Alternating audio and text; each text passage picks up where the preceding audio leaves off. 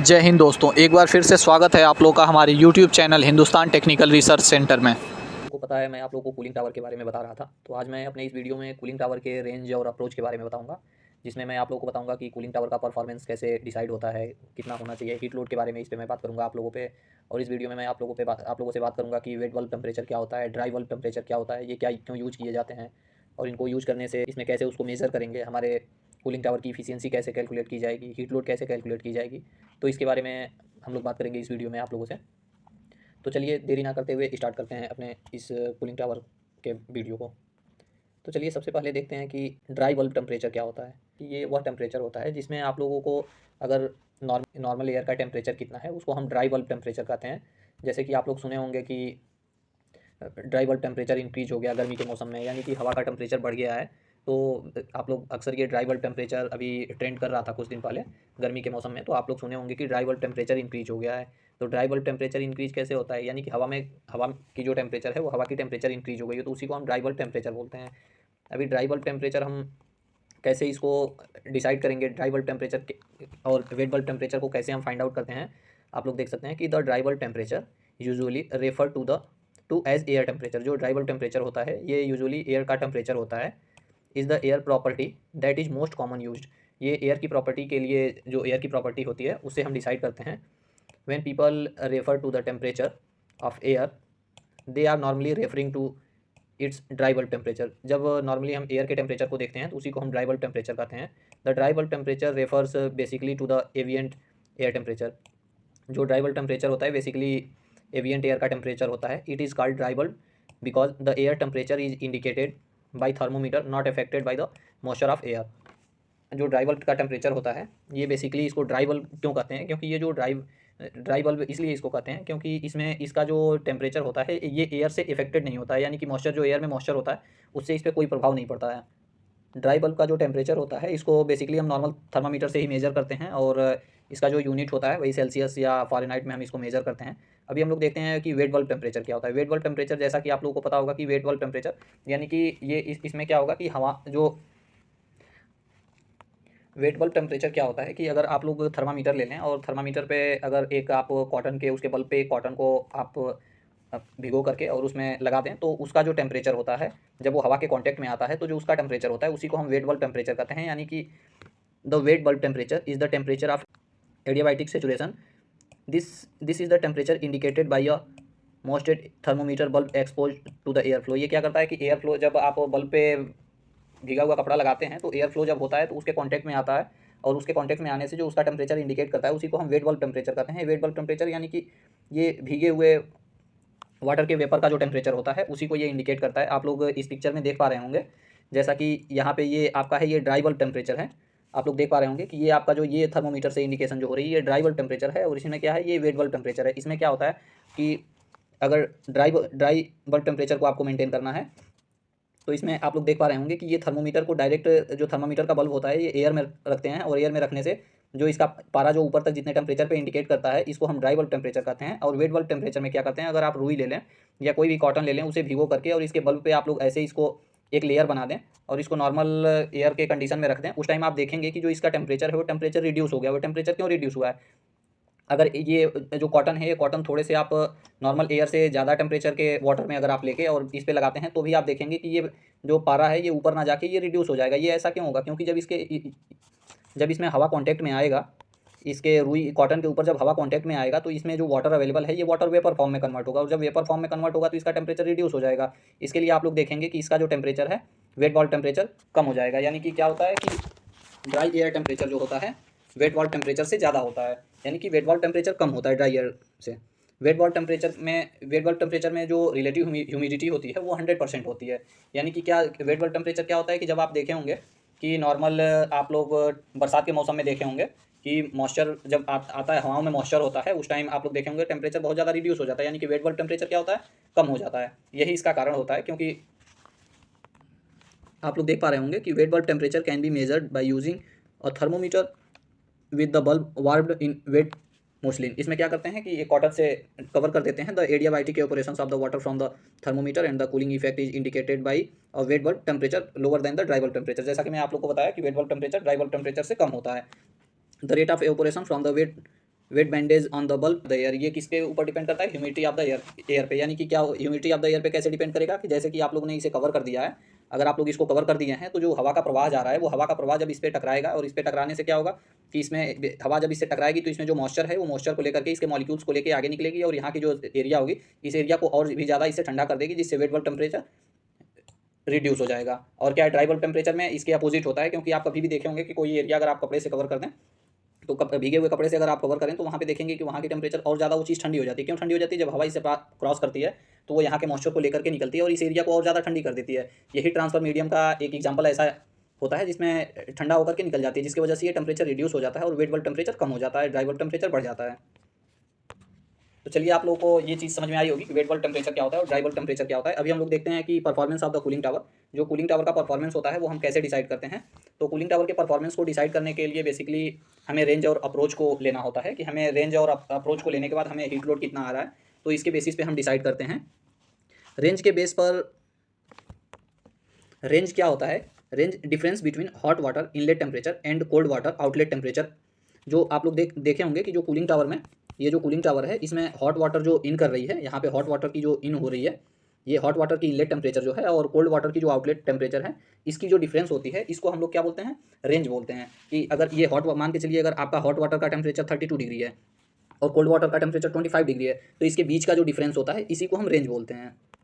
और अप्रोच क्या होता है, अप्रोच वह होता है कि difference between cold water temperature and wait bulb temperature. जो कोल्ड वाटर टेम्परेचर होता है वो आउटलेट टेम्परेचर और वेट बल्ब टेम्परेचर एयर का टेम्परेचर, जिसमें आप लोग देखें कि कूलिंग टावर में यहाँ पे जो हॉट वाटर का टेम्परेचर है इसके टेम्परेचर का डिफरेंस और जो ये वेट बल्ब टेम्परेचर जो एयर इसमें जा रही है इसकी टेम्परेचर, जो एयर यहाँ पे मॉइस्चर ले रही है उसकी टेम्परेचर कितनी है, तो इसके डिफरेंस को हम लोग अप्रोच बोलते हैं। तो कूलिंग टावर की जो परफॉर्मेंस होती है ये बेसिकली हमें रेंज और अप्रोच के बेस्ड पे देखना होता है कि कूलिंग टावर की जो यह कूलिंग टावर में यह एक बहुत बड़ी मिसकंसेप्शन है कि कूलिंग टावर की जो रेंज होती है वो कूलिंग टावर के जो टेम्परेचर वेरिएशन होता है उससे प्रभावित होती है, जो कि ये बेसिकली हीट लोड से डिसाइड होती है। ये बहुत ही बड़ी एक मिथ है कि कूलिंग टावर का जो परफॉर्मेंस होता है वो कूलिंग टावर के टेम्परेचर के रेंज के जो टेम्परेचर रिड्यूस कर रही है कूलिंग टावर उसके बेस पे डिसाइड करते हैं। ये बहुत ही बड़ा एक मिथ है, क्योंकि इसके बेस पे डिसाइड नहीं होता है। बेसिकली ये अप्रोच के बेस पे डिसाइड होता है कि आपके कूलिंग टावर में अप्रोच कितना है और आपका हीट लोड कितना है, उसके बेस पे हम डिसाइड करते हैं। आप लोग देख पा रहे होंगे, the performance of cooling tower is decided by approach. जो कूलिंग टावर का परफॉर्मेंस होता है वो अप्रोच के बेस्ड पे डिसाइड होती है कि आपके कूलिंग टावर का परफॉर्मेंस कैसा है। Smaller approach temperature good cooling tower, अगर आपका जो अप्रोच टेम्परेचर कम है तो आपके कूलिंग टावर का जो कंडीशन है, यानी कि आपकी बेस्ट कंडीशन का कूलिंग टावर है, इसके बारे में मैं आप लोग को बताऊँ। एक आप पिक्चर के जरिए समझ पा रहे होंगे, आप लोग देख रहे होंगे। इसमें मैं रेंज और अप्रोच के बारे में बात कर रहा था। अगर आप लोग इसको एक लिमिट ले लें कि यहाँ से यहाँ तक अगर आप लोग देख पाएँ कि यहाँ से यहाँ तक अगर मान लें ये जो है आपका कूलिंग टावर में जो इनलेट वाटर आ रही है जो कि हॉट वाटर है, कूलिंग टावर के लिए इनलेट, और जो कूलिंग टावर की आउटलेट वाटर है ये आपका कोल्ड वाटर हो गई। तो इस हॉट और कोल्ड के बीच में जितना टेम्परेचर का डिफरेंस आता है उसको हम रेंज बोलते हैं। और यहाँ पे कूलिंग टावर के आउटलेट से और जो वेट बल्ब टेम्परेचर है, यानी कि जो एयर यहाँ से निकल रही है, जो एयर आपकी कूलिंग टावर से निकल रही है उसके बीच का जो टेम्परेचर होता है उसको हम अप्रोच बोलते हैं। तो ये रेंज और अप्रोच को डिसाइड करने के लिए ये बहुत ही अच्छी एक यहाँ पे पिक्चर है, इसको आप लोग देख के समझ सकते हैं कि वो जो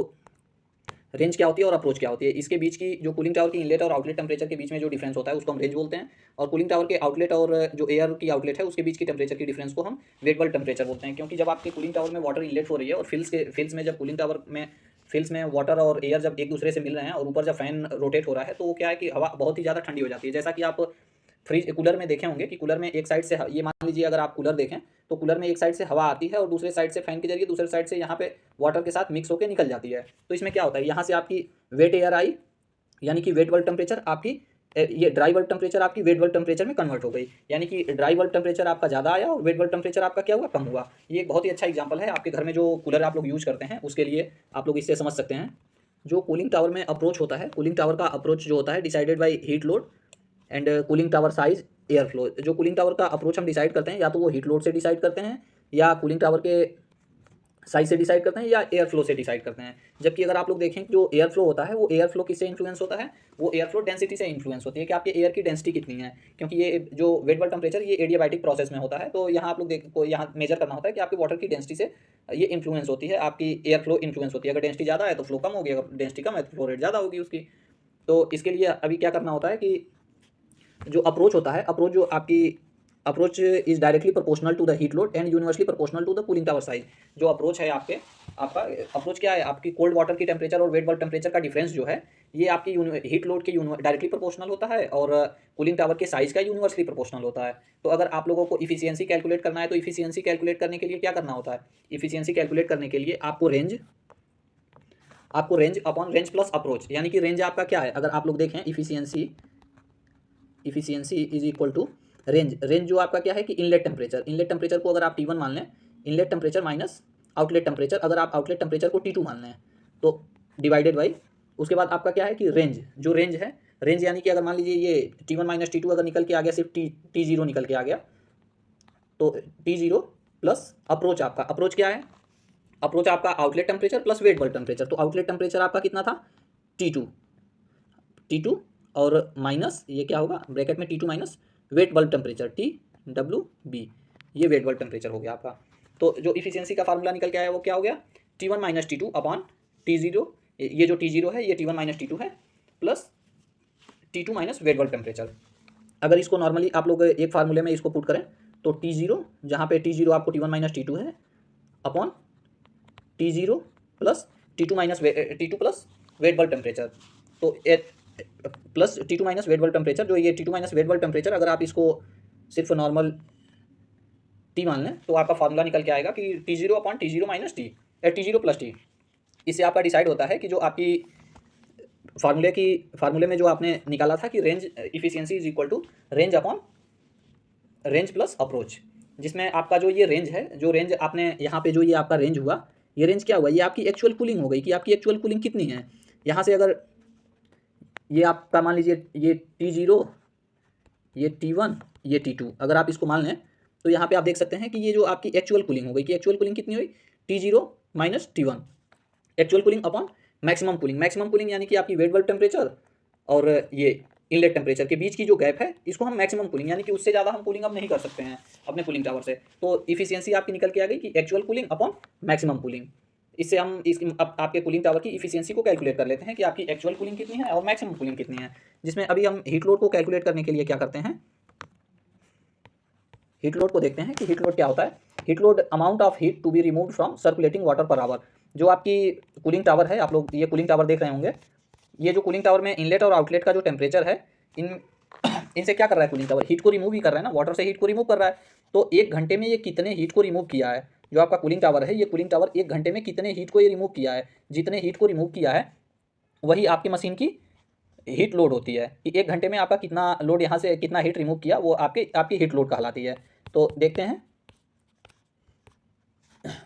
heat load is equal to circulating water flow, कि आपकी जो वाटर फ्लो सर्कुलेट हो रही है वो circulating water flow into specific heat into temperature variation. इसको आप लोग फार्मूला पढ़े होंगे, Q is equal to heat load, Q is equal two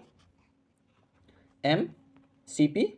into delta T. ये जो m है, ये m क्या है कि सर्कुलेटिंग वाटर फ्लो कितना है आपकी जो कूलिंग टावर है, उस कूलिंग टावर में जो वाटर फ्लो सर्कुलेट हो रहा है वो सर्कुलेटिंग वाटर फ्लो कितना है, और आपकी जो स्पेसिफिक हीट है, स्पेसिफिक हीट बेसिकली वाटर के लिए 1 होती है। तो स्पेसिफिक हीट ले लेते हैं और टेम्परेचर वेरिएशन, आपकी इनलेट और आउटलेट के बीच की जो टेम्परेचर हो रही है उसका वेरिएशन कितना है, आपकी जो इनलेट और आउटलेट के बीच में टेम्परेचर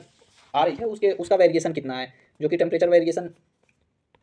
आप लोग देख पा रहे होंगे। ये इनलेट और आउटलेट के बीच की टेम्परेचर यानी कि रेंज कितनी है, टेम्परेचर वेरिएशन मतलब रेंज कितनी है। जो एक्चुअल अगर आप लोगों को कैलकुलेट करना है तो आप लोग क्या करिए कि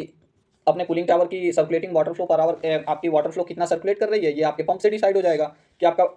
पंप कितना water flow per hour circulate कर रहा है, और उसके बाद आपकी स्पेसिफिक हीट कितनी है, स्पेसिफिक हीट वाटर की 1 हो जाती है, और टेम्परेचर वेरिएशन इनलेट का टेम्परेचर कितना है, आउटलेट का टेम्परेचर कितना है, ये गेज से आप देख लीजिए और उसको मल्टीप्लाई कर दीजिए तो आपका हीट लोड निकल जाएगा। जब आपका हीट लोड निकल जाएगा तो उसकी जो या तो वो heat load kilo calorie per hour में आएगी, जो किलो कैलोरी पर आवर में आएगी उसको टीआर में कन्वर्ट कर लेते हैं। टीआर में कन्वर्ट करने के लिए जो कन्वर्जन फैक्टर होता है वो conversion factor 1 TR is equal to होता है 3024 किलो कैलोरी पर आवर्स, या फिर 1 TR इज इक्वल टू होता है 3.517 किलोवाट। इससे डिवाइड करके आप निकाल लीजिए कि आपके जो कूलिंग टावर है वो कितने TR की कूलिंग टावर है। आई होप कि ये चीज़ें आप लोगों को समझ में आई होंगी और अब आप लोग एलिजिबल हो गए हैं अपने कूलिंग टावर के हीट लोड को कैलकुलेट करने के लिए आपके, क्योंकि ये अक्सर लोग पूछ देते हैं कि कूलिंग टावर आपका कितने TR का है, आपके कूलिंग टावर की इफिशियंसी कितनी है। तो आप लोग इस यहाँ से निकाल सकते हैं कि आपकी कूलिंग टावर की इफिशियंसी क्या है और कितने TR का कूलिंग टावर है आपका। चलिए मिलते हैं नेक्स्ट वीडियो में, तब तक के लिए जय हिंद।